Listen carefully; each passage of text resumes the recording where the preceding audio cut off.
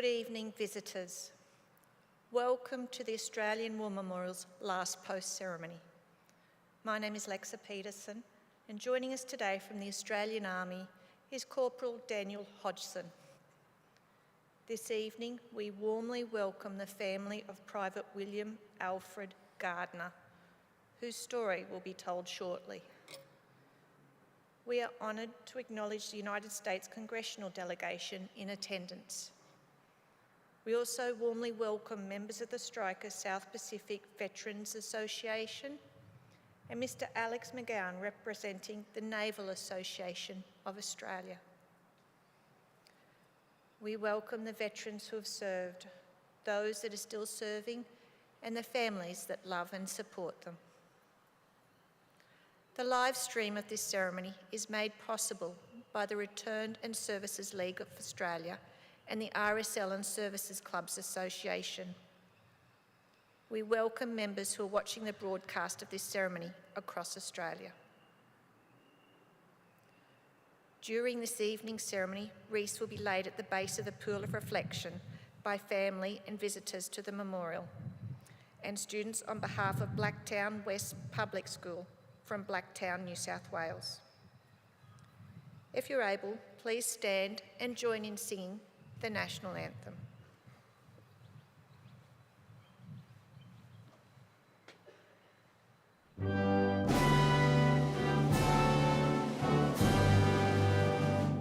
Australians, oh, let us rejoice, for we are one and free.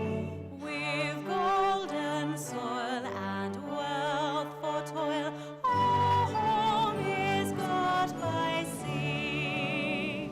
Our land abounds in nature's gifts of beauty, rich and rare. In history's page, let every stage advance Australia fair. In joyful strains, then let us sing, advance Australia fair.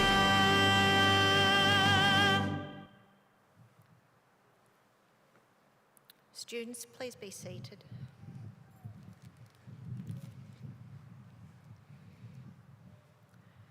The Australian War Memorial was the vision of Charles Bean, Australia's First World War official historian. Bean landed with the Australian troops on Gallipoli and stayed with them at the front through to the end of the war. The idea of this national memorial and museum came to him at Pozières, France, in the depths of the bloody fighting of 1916. Bean's idea was that this would be a place where families and friends could mourn loved ones buried in faraway places. It would also be a place that could help all Australians understand what these men and women had endured and what they had done for us. Bean's vision, to which we remain true, is best expressed as inscribed at the entrance to the memorial's galleries. Here is their spirit, in the heart of the land they loved, and here we guard the record which they themselves made. Tonight, we will read the story behind just one of those on the Roll of Honour, which lists the names of more than 103,000 men and women who have given their lives for us in war and on operations for more than a century. But first we present a lament, Flowers of the Forest.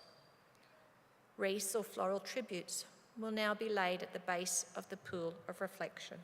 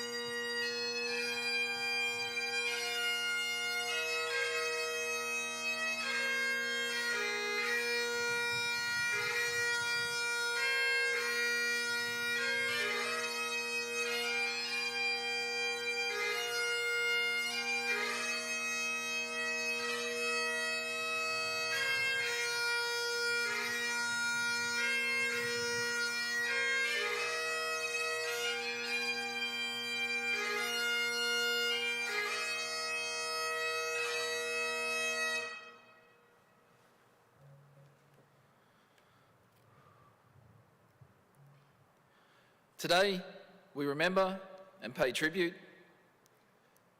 to Private William Alfred Gardner.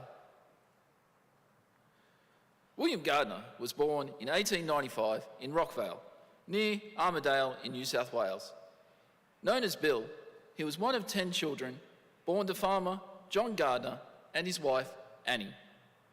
Bill received his education at Rockvale Public School before going on to gain experience working on farms. At the outbreak of the First World War in 1914, Bill was living in the town of Woolbrook, employed as a general labourer. Bill Gardner enlisted in the Australian Imperial Force on the 31st of October, 1916. He was assigned to reinforcements of the 8th Battalion and began a short period of training in Australia. He embarked for active service from Sydney on the 17th of November, 1916, sailing on board the troopship Port Napier.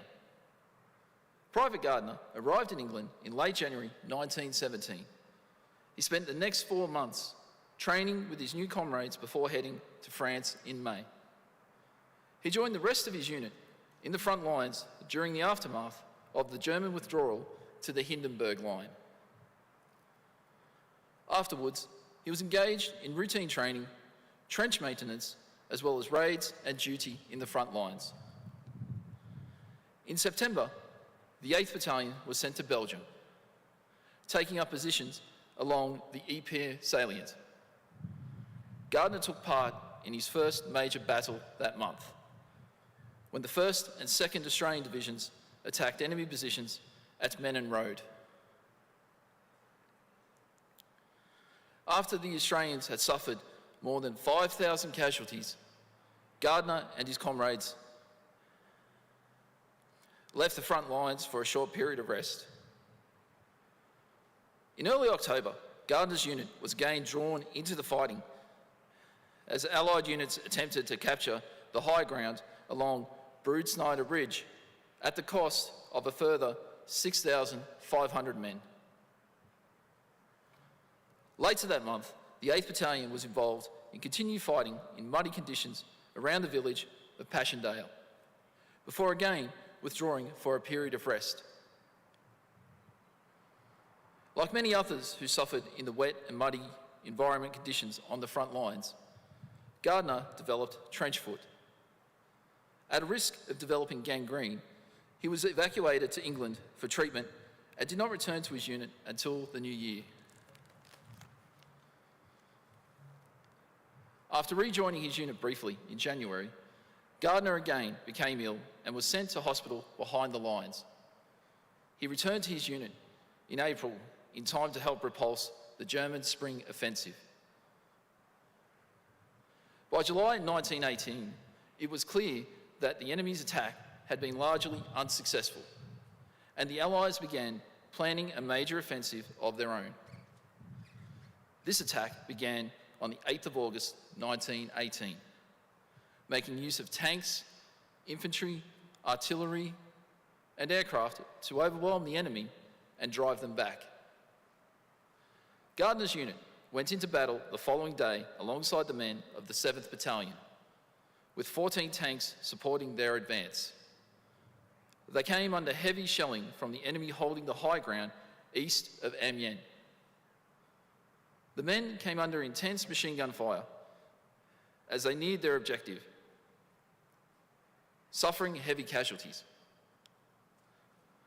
Having captured several guns and prisoners by the end of the day, the remaining enemy fled to safety. Despite these successes, the 8th Battalion suffered more than 215 casualties. Among the dead was Private Bill Gardner.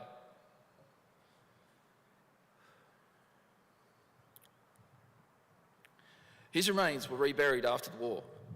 Today, they lie at Heath Cemetery in France. Beneath the simple inscription chosen by his grieving family, "Gone but not forgotten." Bill Gardner was 22 years old. His name is listed on the Roll of Honour on my right, among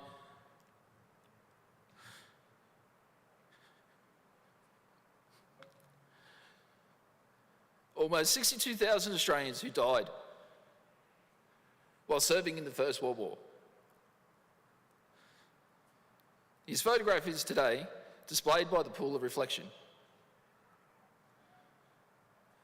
This is but one of the many stories of service and sacrifice told here at the Australian War Memorial. We now remember Private William Alfred Gardner, who gave his life for us, for our freedoms, and in the hope of a better world.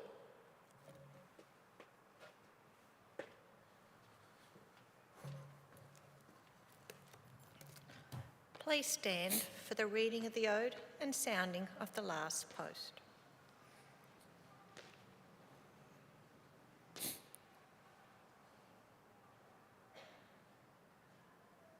They shall grow not old, as we that are left grow old.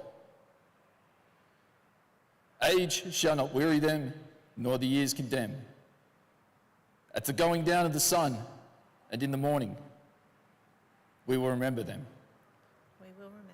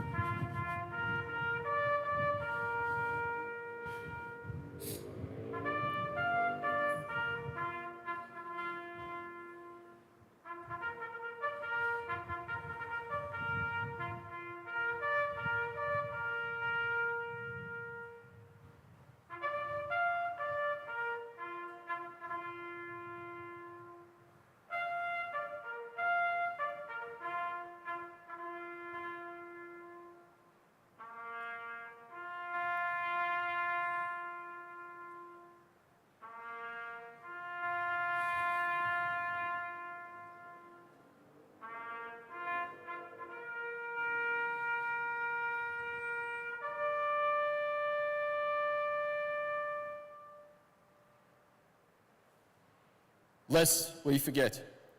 Lest we forget.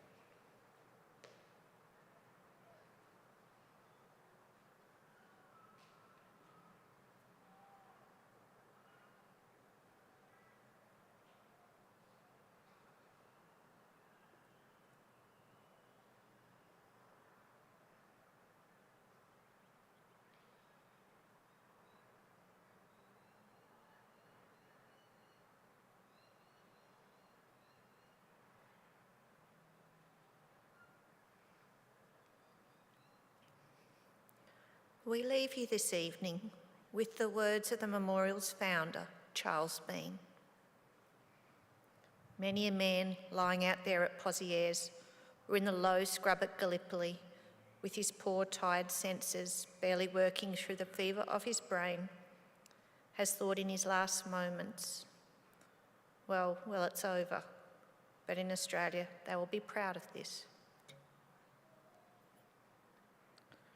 Ladies and gentlemen, girls and boys, that concludes the last post ceremony.